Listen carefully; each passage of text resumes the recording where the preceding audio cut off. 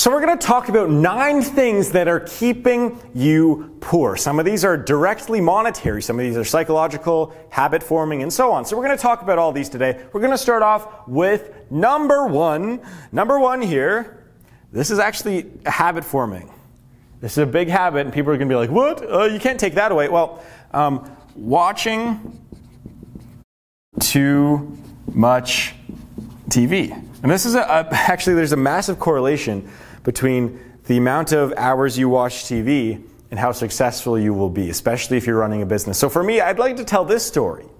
Before I started running businesses, this was 2 years ago now, before all that, maybe 2.5 years ago even, I was watching TV or Netflix or, I guess YouTube videos are a gray area because a lot of them can be educational like this one. But if you're watching a YouTube video and it's some Happy Tree Friends or something like that, that's more along the lines of this. So if you're watching Netflix, TV, whatever, like I was, probably, if you include sporting events, 4 hours a day, maybe 3 to 5 hours a day, that's a killer. That is a killer. If that's 4 or 5 hours you could be using to improve yourself, improve your life, your situation. I mean, I'd watch sporting event, 2.5 hours, right? And then before bed, Netflix, right? Another hour there. And 30 minutes of, maybe I watch even half an episode of Game of Thrones or something like that. I watch the full episode, never watch half of one.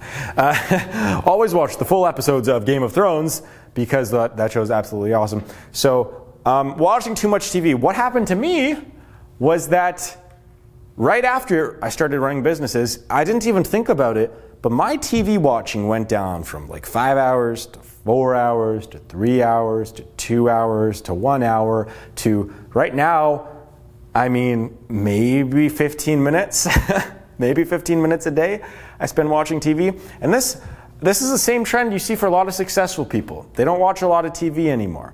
I mean, for me, I tell the story about how now, these days, I will record a sporting event and I will fast forward through it. I can watch it all in 15 to 20 to 30 minutes, only watch the cool parts or only watch the last 5 minutes of the fourth quarter or only watch the last 5 minutes of the third period. That's what I do. And so if you just allocate a lot of that time, or this applies to video games too, if you allocate that time towards business and improving yourself and selling stuff and making products and so on, you're going to become wealthy and successful. And so this kills entrepreneurs, just watching TV, playing video games, and so on. I mean, you cannot be a lazy entrepreneur and be successful. It's just almost impossible, except for the guy, what's the guy, the YouTube channel? Oh, I like his channel too. It's really funny. Go check it out. I think it's Deadbeat Affiliate Marketing, something like that. Go check him out. That's actually really funny. It's for lazy people. So watching too much TV / playing too many video games, things along those lines, that's a big reason why you're poor. Big reason. So we're going to move on to number 2 here. Number 2, we're going to talk about impulse buying. It's for anyone of any sex, any gender, but it's largely, a lot of the smaller transactions of impulse buying come from women. A lot of the bigger ones come from men. Men will go out and buy a car, right? Men will go out and buy a crappy car or new car or something like that just because they want to, or set up power tools or something. And women, the problem with that is they will buy stuff, clothing, and especially stuff that's on sale. They will buy stuff that's on sale just because they feel like they're saving money. Meanwhile, you're still spending money. Just because something is on sale doesn't mean you're getting a deal. The people who are selling it are probably still making a little bit of a profit. And again, like I like to think about this. Fancy pair of shoes. Let's say for their designer shoes. They are normally retail for $400. But they're on sale, whatever, X% off, they're on sale, and they're $300 today. You're saving $100. That is the wrong word. You are spending $100 less. You are not saving $100. This is something I like to get into anyone that buys stuff on sale. Just because something is on sale does not mean you're saving money. You're still spending money. It's like getting a tax break. That's what it is. It's like having a business expense for tax purposes. If it has no monetary gain in terms of revenue to your company, you're still spending money. If you have a $1,000 tax business expense, it's $1,000 that you've spent. That's what it is. So Impulse buying is a big thing that keeps a lot of people poor, so watch out for stuff that's on sale. You're still losing money, so on sale. I need you guys to change your mind about that. Buying stuff that's on sale and impulse buying. So we're going to move on to number 3 here. Number 3 is, we're going to talk about food a little bit. Fast food, mainly eating out, stuff like that. So this is a common one that I talk about a lot, and I just dropped my marker. But I talk about this one a fair bit. You know, what was that thing that came, what was it? Avocado toast. Your $12 avocado toast is keeping you poor. In some ways it's true. I know that there's a lot of job-related stuff that I'm going to talk about. But going out and buying food every day for lunch. If you're making, for the average income is what, $32,000 a year, $35,000 a year. So you're maybe making 120 bucks a day. If you're buying a $10 lunch every day, that's almost 10, that's 8% of your income. Right there is going towards your lunch. 8%. That should be going towards like gas and car insurance and things along those lines. So think about that. Think of it. Food, fast food, eating it. Plus, it's probably not good for you. Plus, it is probably not good for you if you're eating fast food every day. Sure, you can go out and get your salad or whatever. That costs $8. But if you're going out and you're buying, I don't know, cheeseburgers and fries every day, you know, unless you're getting it from McDonald's, it's probably going to be expensive. It's probably going to be 10, 15 bucks. So think about that. That is one reason. Food's a big one. Just groceries too. I mean, if you're buying stuff from newly acquired Whole Foods, you got to have money to buy at Whole Foods. You got to have money. It's like we have this brand here in Canada. We call it Sobeys. Sobeys probably has food that's, if I were to estimate, probably twice as much as what you get at most other grocery stores in terms of price for whatever you're getting. Now, they're not a high-end food brand, but what I'm saying is if you shop at Sobeys, you are spending a lot more money than you would be at other grocery chains. Same thing with Whole Foods. So also just buying food that's cheaper in general. You don't have to buy, you know, fresh. Actually, funny enough, I'll tell you a story, then we'll move on here. Did you know that frozen vegetables, in a lot of cases, most cases, are actually healthier for you than fresh ones? Do you know why that is? I'll give you a second here to think about it. Guess why that is? It's because frozen vegetables, they're pretty much, you know, picked from the ground. Within 1 or 2 days, they are flash frozen. So they're flash frozen, meaning that I think that what they do is they dip it in like hot boiling water, and then they dip it in freezing cold water, and then they put it in the freezer.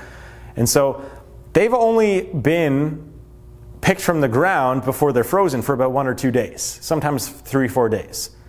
Meanwhile, the fresh stuff you see at the market, at the grocery market, that could be already food that's been out there for 4, 5, 6, 7, 8 days, maybe more sometimes.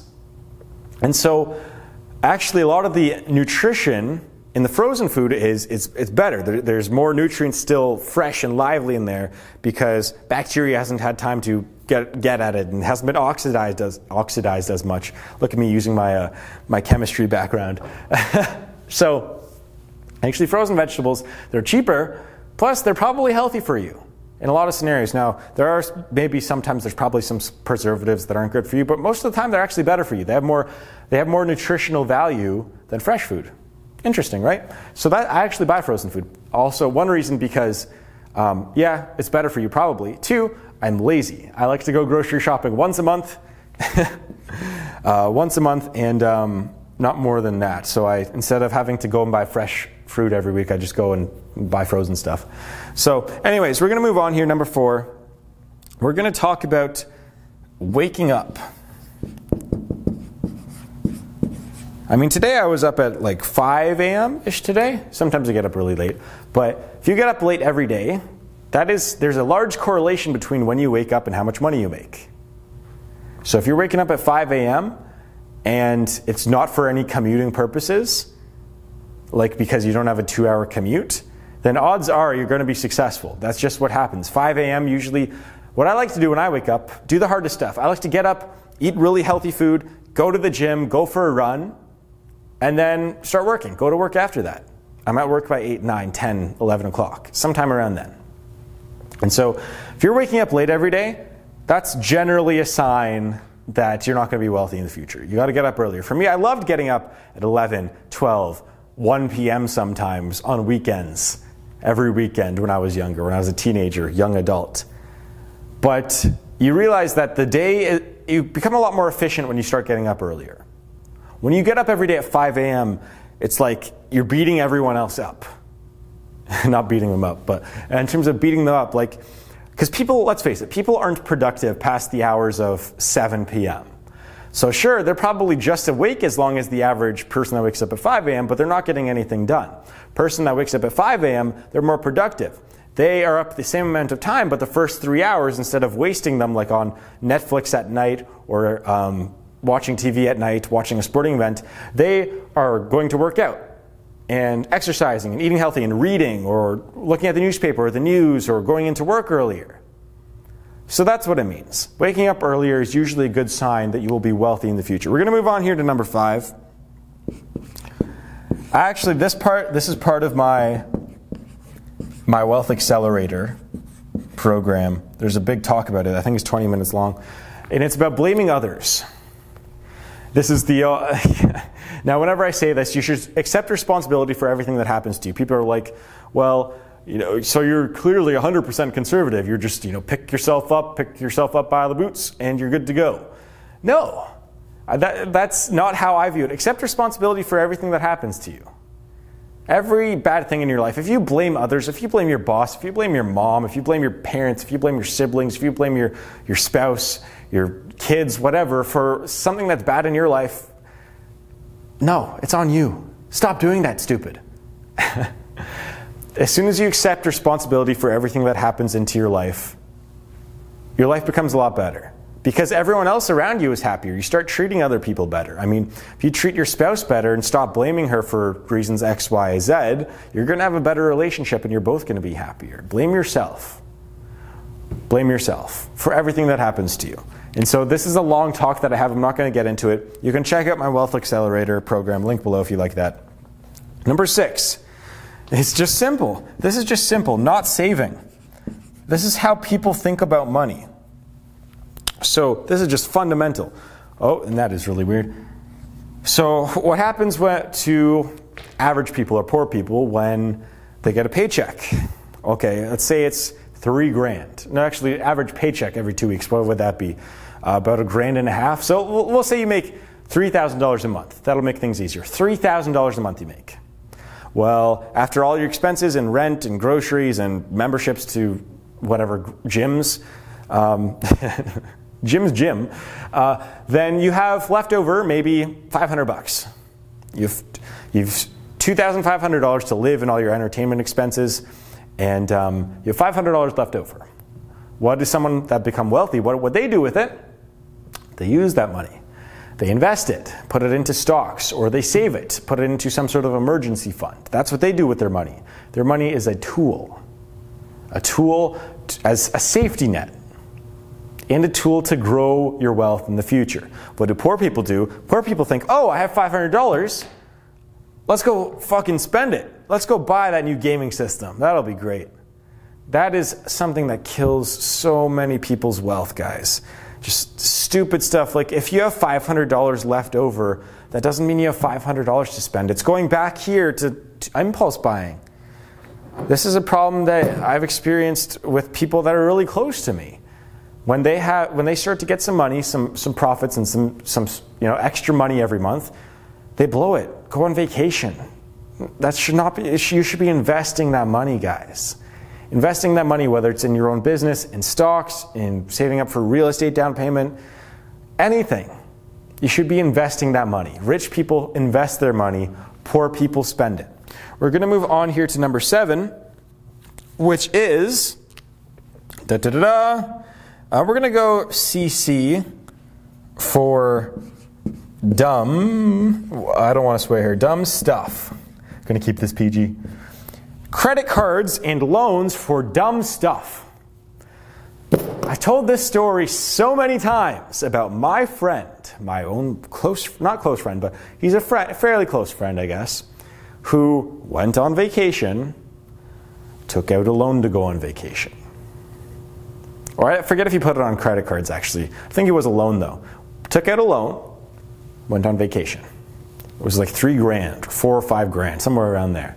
That is some stupid stuff. Stupid stuff. I didn't say that to him. I'd be like, are you sure you should be doing that? But what I really wanted to say was, you are stupid.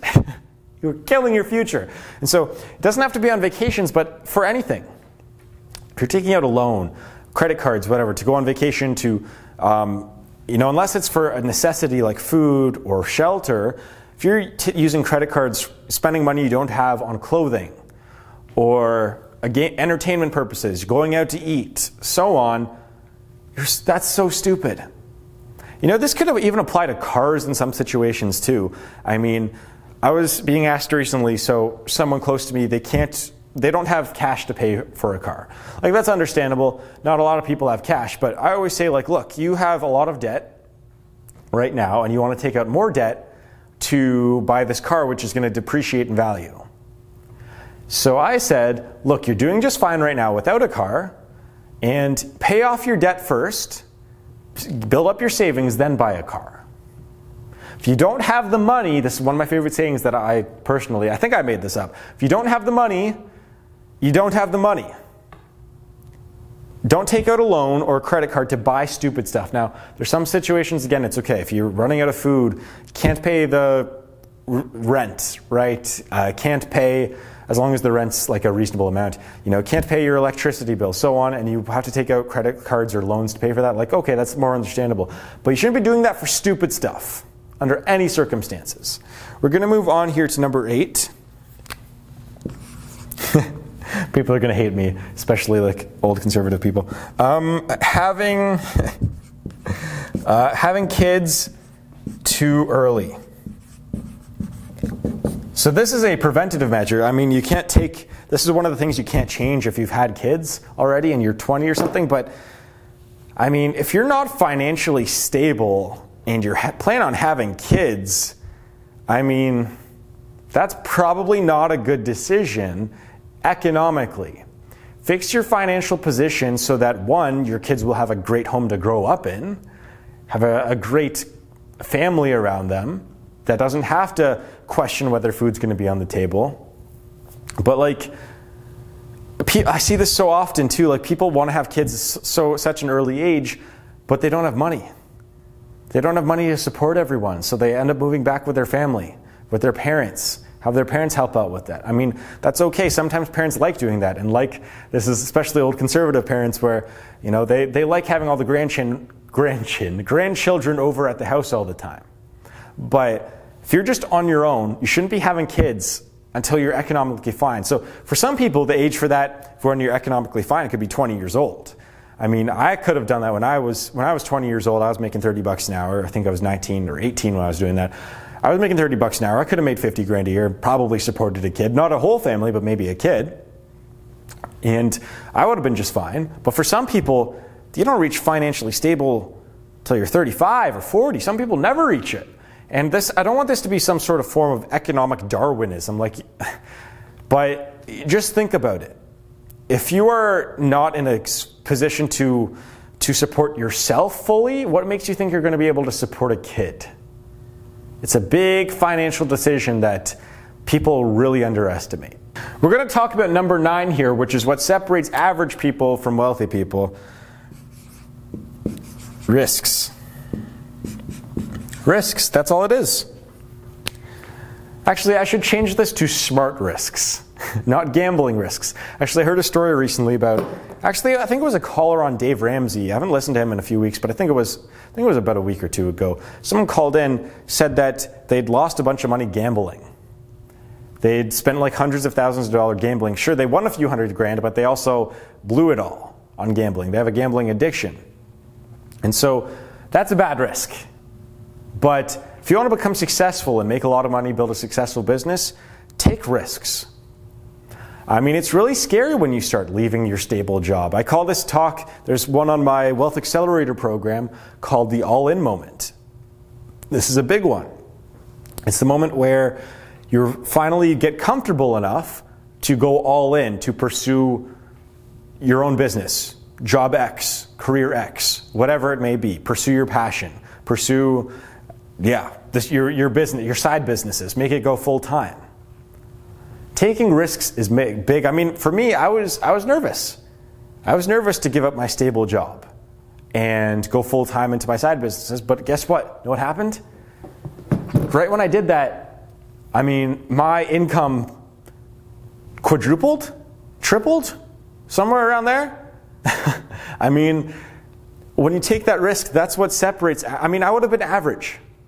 I would have been average income. Now, I guess still technically I'm like upper average. No, because average personal income is like 30 something grand. No, I'm doing way more than that. So, I mean, I would have been just above average, JOB, just above average, if I hadn't taken that risk and left my job.